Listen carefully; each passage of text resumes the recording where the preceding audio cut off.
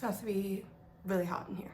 Hi guys, welcome back to my channel. Today I decided I would do a video showing you all of the books that got me back into reading. So when I was younger, I was obsessed with books. My mom tells me I was always reading, all this kind of stuff. Then I feel like it was high school-ish that I kind of stopped reading. I felt like I was only forced to read because I had to read books for school and stuff, and it kind of just turned me off from reading because I am the type of person where I don't like being forced to read. I like it when it's more an enjoyable, I'm reading for my own enjoyment sort of thing. So I was not a fan in high school, and then I feel middle-ish of college, I feel book talk started becoming a big thing, and it just became, I don't know, this thing that people love to read again for some reason. And my friends were all reading and stuff and had all these book racks, and I was like, okay, fine, I'll give it a try. And of course ended up falling back in love with reading, but reading in a very different sense, reading for enjoyment, finding the books that I enjoy, because obviously everyone has different tastes. And I feel it takes a while to figure out what your taste in books is and what genres you like. I'm still always exploring. Sorry about the sirens going on, it's city living.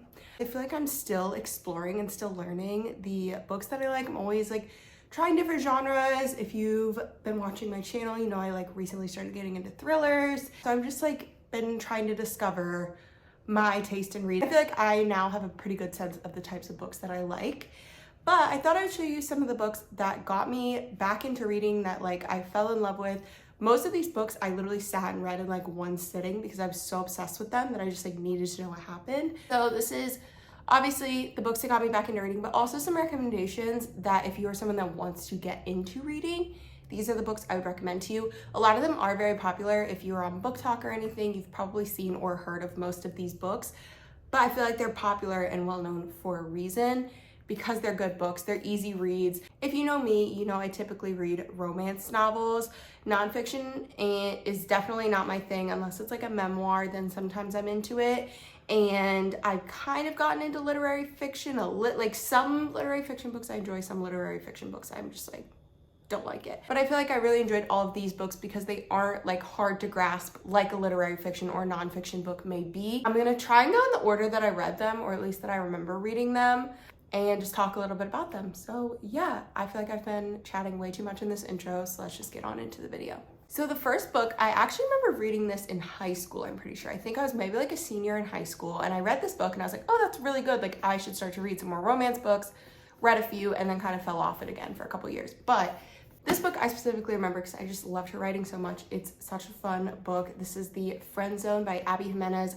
I've now read every single book that Abby Jimenez has written, and I am patiently waiting for more because I just love her writing so much. The way she builds her characters is just so, I just love it so much. I feel you can connect either with the main character or at least one of the characters in the book very easily when it comes to her books, and I just literally adored this one. And I remember this being a book that I read and I was oh my gosh, I should really get into reading again. And I've actually since read this a second time once I got kind of back into reading more recently because I remembered loving it and I was is it still hold up to the hype? And I feel it still does. Now reading it back, the last time I read it was a couple months ago, and I think I gave it a 3.5 star. This isn't a 5-star book for me, but it is a good book, especially if you want to get into reading. This is about Kristen, and she meets her best friend's fiance's best friend. And the two of them kind of have this sort of little meet cute, kind of, and then they expect to never see each other again. Turns out that their best friends are getting married. So they're kind of forced to be around each other. Kristen runs a business and her best friend kind of forces her to ask Josh to help out with the business because someone that was working for her quit. Anyway, so now they're kind of forced to be together, but Kristen has a boyfriend who's in the military. He's overseas, so she's even if I like this guy, I can't be with him. And their just banter is so good. That's what I love about Abby's book. She knows how to write banter so freaking well. It is just, I just love it. I love these characters. There's parts of it that reading it back the second time, I was not my favorite. and there are some tropes in there that I didn't absolutely love, but I still think this is a really good book, very easy read. I feel like you could really breeze through this super quickly. Next up, I have 2 Emily Henry reads. So first one is People We Meet on Vacation. I actually read this book on vacation with my friends, and I think I sat and read this book in one sitting, if I remember correctly. Like, we sat on a beach for the day, and I literally read this entire book front to back. And I'm like kind of forgetting the whole plot now, so I feel like I need to reread it because it has been a few years since I've read it. But this is about Poppy and Alex, and she, if I'm remembering correctly, is a travel writer, like for a magazine. And so she goes on all these trips and like writes about them and stuff. And her best friend Alex, they've been friends for forever. And there's something that happened between them that you're not sure what happened. And then they aren't speaking for a few years. She goes on this trip and she decides to invite him. And it's kind of like they have to fix their relationship, figure out what went wrong. You as the reader don't know what went wrong and like why they stopped talking. And I think that was the big point that like really drove me to finish this book so quickly, is because you want to know what happened between them and like why they aren't speaking anymore. It's really good. I really enjoyed it. I really need to reread it now because I'm like forgetting a lot of what happened, but I do remember really enjoying it. And any Emily Henry book, honestly, I would recommend if you're trying to get into reading. She's one of my favorite authors. Her books are just so amazing. The way she writes her characters, the way she develops the plot, and like keeps you wanting to read because there's something that you're trying to figure out, but then you also like connect to these characters so deeply and you care so much about them. And I just love her books. So while we're on the topic of her, we have to talk about Beach Read, of course. Everyone and their mother has read Beach Read, I'm pretty sure. And if you haven't, literally, what are you doing? Go read it right now. This book, oh my God, I eat this shit up. This book is so good. January and Augustus are neighbors now when January moves into her late father's lake house. And they actually know each other from college. They were like college rivals. And now they're both authors. They're kind of enemies, but like not really. I mean, I guess it is kind of an enemies to lovers, but I wouldn't even consider them really enemies. They just kind of dislike each other. And January writes romance novels while Augustus writes more like literary fiction, and they decide that they're going to swap genres, and January is going to try and write a literary fiction, Augustus is going to try and write a romance. And while they're doing this, they take each other on like little excursions to kind of teach the other how to write about their genre that they usually write in. And it's so cute. Their relationship is just so perfect. Augustus Everett is the dream book boyfriend that everyone wants, everyone loves. There are so many incredible quotes in this book, and I think this was another one I read like in one sitting, or maybe like in 2 sittings. Like I read this very, very quickly because again, you just need to know what happens. You need this like redemption arc for them because you just know that they're meant to be together, and oh, it's just so perfect. I just love it so much. Okay, I know this book is controversial, and I know some people have very strong opinions about it. But I will say about a year ago-ish is when I read this book. And since then, I have not been able to stop reading books. So if there's one book that like truly, really got me into reading, and like I now have to have a book that I'm currently reading or else I don't know what to do with myself, it is in fact It Ends With Us. I know, a lot of people hate it. I honestly don't understand why. I'm gonna be honest. I know Colleen Hoover herself can be controversial. I know her books in general can be controversial. I feel like you either love them or you hate them, but I ate this book up. I did sit and read this in one sitting. I spent an entire day reading this book. I could not put it down. This is a romance, but it's more than a romance. There's like important topics in it.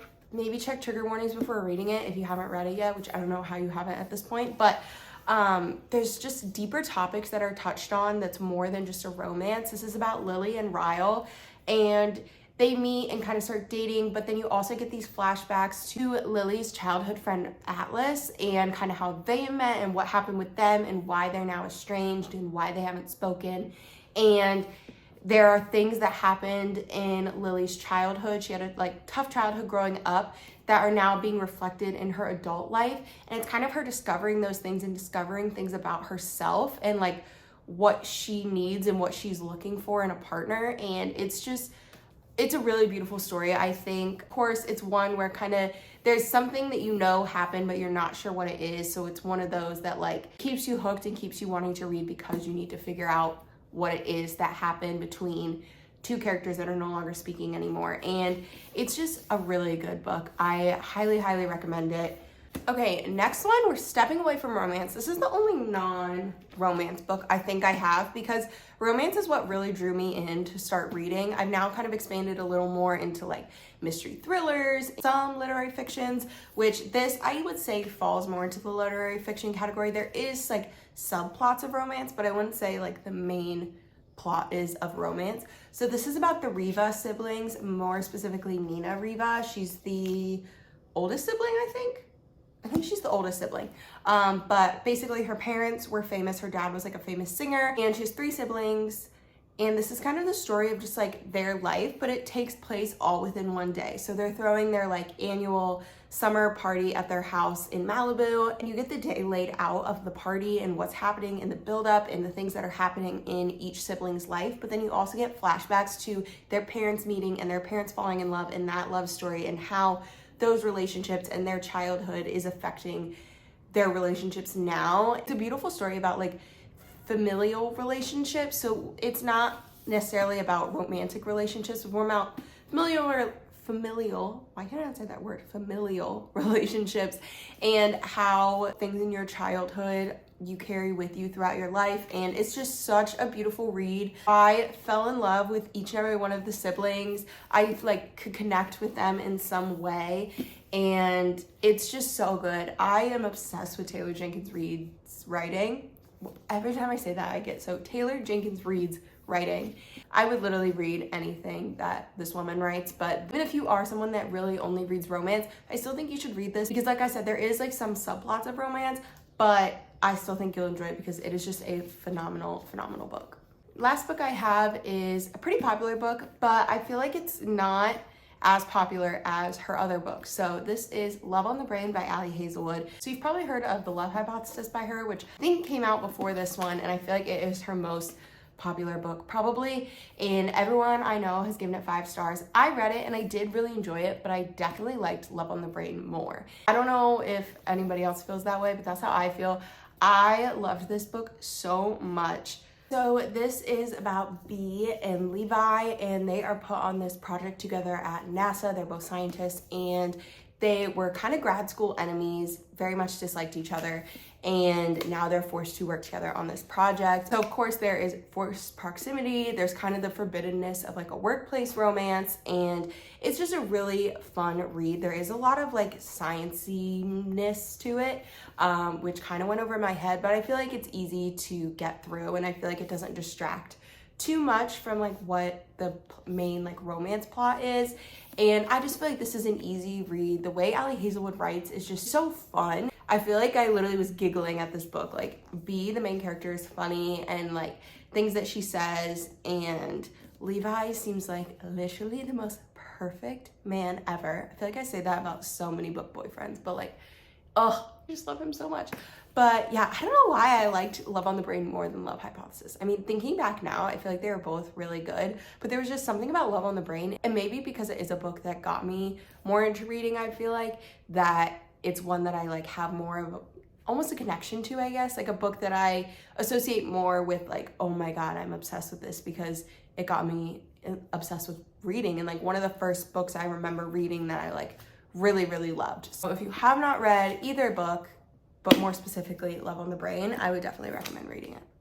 Okay, that was a lot of talking. So thank you guys so much for watching. I hope you enjoyed. If you have read any of these books, let me know your thoughts down below. If you haven't read any of them, like I said, highly recommend them all. They're great books if you want to get into reading. I'm thinking about making a more specific video of books that you should read if you want to get into reading, because I have a lot of recommendations of books that I think are really easy, fun reads that like would really get someone into reading, but they weren't necessarily ones that got me into reading. So if you guys want to see that video, definitely let me know down below. Please make sure that you subscribe down below. I try and put out a new video every single week. That is all for me. Thank you for watching, and I'll see you in my next one.